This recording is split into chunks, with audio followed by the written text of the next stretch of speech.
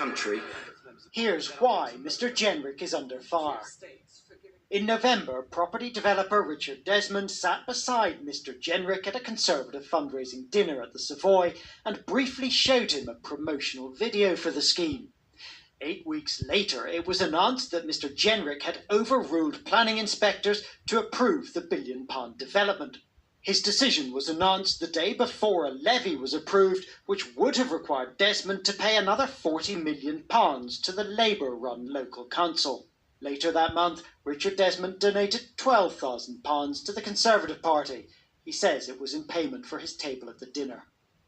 The local council then took legal action, and in settlement, Mr. Jenrick changed his mind, saying his original decision had been unlawful by reason of apparent bias, although he firmly denies any actual bias.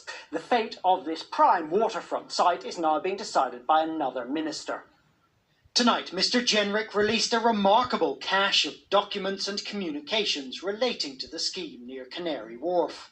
In one text message, Richard Desmond thanks him for hurrying the approval through, saying, "We appreciate the speed, as we don't want to give Marxists loads of dough for nothing."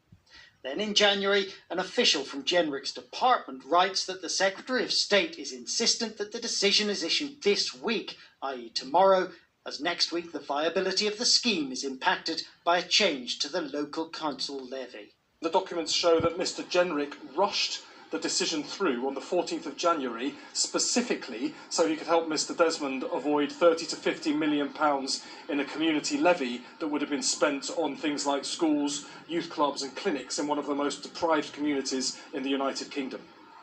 Robert Jenrick says he's entitled to